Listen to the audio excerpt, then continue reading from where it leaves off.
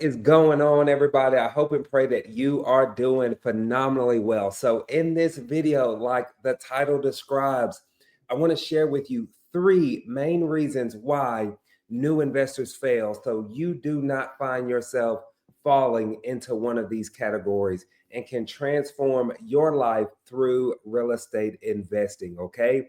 And so, before we dive into the topic, definitely like, subscribe, share all of those good things for me, please. The channel is growing tremendously and it is a blessing. So let's spread the word. Let's keep making a kingdom impact and helping people transform their life through real estate investing. Okay, now let's dive into the top three things that I believe stop new real estate investors from succeeding, or many people from succeeding. Number one is lack of knowledge and education. Listen, many new beginners dive into this business without understanding the markets, without understanding the contracts, the proper strategies, and without proper education, it becomes easy to make mistakes, and very costly mistakes at that. Okay. And so I want to encourage you to make sure that you are investing in yourself. The YouTube videos are great, but let this just be an entryway or a gateway. I highly recommend you join some type of high level real estate investment network or community, no matter what industry you're seeking. Well, if you're watching these videos, it's probably because you're into real estate investing. So you want to be in a high level education or network or community. Okay. And I'm not just saying that because we have one. Yes, we have the Real Estate Corral Investors Network. We are the most impactful network on the planet. Okay. But I understand that I am not going to be everybody's cup of tea, that the Real Estate Corral isn't going to be everybody's cup of tea. But that doesn't take away from the importance of you needing to invest in yourself. I'll share a story with you. When I first got started in real estate, I actually tried this, excuse me, for 6 months on my own before I actually found a mentor. So I was watching every YouTube I could, taking notes, and I was just spinning my wheels, so to speak, and ended up didn't getting any deals closed. But when I actually took the initiative to invest in myself and join a high level mentorship, I was able to take that roadmap that they gave me and hit the ground running, because what it ended up doing was blocking out all of the extra noise. Okay. And so just from joining that one mentorship, I actually got 6 deals that first month of under that mentor, right? In fact, I ended up making that first year under that mentor over $340,000 in closed assignment fees. That's not including the 4 rentals that I picked up. That's not including the 4 flips that I did my very first year, because they laid out the roadmap. Go and learn from other people's mistakes. Do not go and try to do this whole lone wolf, take on the world yourself and figure it out. Can you? Yes, possibly. Will it take longer? Yes, it probably will. Okay. And so, even to this very day, I have a set budget that I invest in myself every single year. I'm joining masterminds, I'm joining networking events, I'm investing myself in books, all of that good stuff there to continue to almost have a growth mindset. We need to have a growth mindset. Okay. Every quantum leap that I've taken in my business has come from me investing in myself and joining communities and networks where they led to strategic partnerships.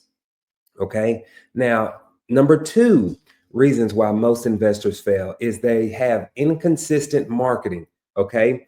Real estate investing, especially wholesaling, lies heavily on effective lead generation. Okay. Many newbies don't consistently market themselves or their deals, and they end up building this inconsistency in their pipeline with their leads and with their deals. Okay. And so I tell everybody there's three things that stop you from getting, well, you know what? I won't even go down that rabbit hole. Okay, that's a whole nother video. Let me pause right there. All right. But you need to consistently market. All right. So if you are not getting in front of sellers, if you are not making contact, you are not getting contracts. Okay. You have to make sure you're doing the marketing, whether that's uh, bandit signs, PPC, PPL, Google ads, Facebook ads, cold calling, text messaging, ringless voicemails. It doesn't matter. They all work. All right. They all work. Don't let anybody tell you anything different because they're trying to hook you into some clickbait or get you to sign up for their product. They all work. It's going to be about what works for you, right? And what works for your schedule. Somebody that's working a 9 to 5, right? Probably don't have time to sit up and cold call all day, or don't have time to sit up and send text messages all day, but they might be able to do PPL or Google ads or Facebook ads. So you just have to get consistent with your marketing. And what ends up happening is when you're not, so this is what happened with me. I would do this marketing and I would stop the marketing to get that deal assigned to an end buyer. And my income was extremely volatile, right? It was all over the place because I didn't have consistent marketing. And so until I learned how to streamline my marketing and do it consistently, that's when the paychecks and the deals were closing consistently. Okay. So I'll leave that topic at that. Number three, most new investors fail because they fail to build relationships. Real estate is a relationship based business.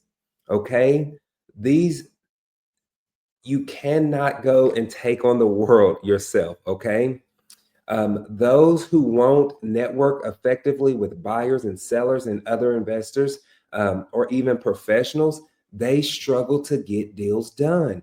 You have to let people know who you are. You have to let people know what you do, how you can provide value in so many different areas. Okay. You should be going to every single free networking event that you possibly can. Go to these local real estate investors networks. Join me. I travel to do coffee with Clifford. Literally, it's a free event. You come, you network, you hang out, you have some coffee. Let me have a sip now, right? Where we can actually network and talk about deals and get deals done. So it is actually crucial that you are building strategic relationships, especially within the communities that you're actually joining, right? Those that are, I find most successful, even within the Real Estate Corral Investors Network, when they get in the network, you can sit on the sideline or you can get into the game. You can be active in the mentorship calls. You can reach out to other members. You can have lunch and coffee and network and come to all the free stuff that we're doing and get heavily involved to build those relationships. And this is how you have members here in Dallas doing deals in Hawaii, people here who are partnering that live in Colorado doing deals in Atlanta, all because they're leveraging the power of relationships and networking. Okay. So I hope these three things were valuable for you. Remember, those that fail, they lack knowledge and education, they have inconsistency in marketing, and they fail to build relationships. Okay. So leave in the comments below and let me know if there's any area of one of those three that you struggle in. Does that make sense? Did I say that correctly? Right? Let me know in the comments if one of those are tough for you. Okay. And let's talk about how we can get you over that hump or over that hurdle so you can transform your life through real estate investing. And also, I have a free wholesaling boot camp. We talk about educating yourself. Click on the link. It's absolutely free. It's a 45-minute training. It's going to show you how to jumpstart your wholesaling career and journey. Okay. So click on that link below, but I'll see y'all in the next one.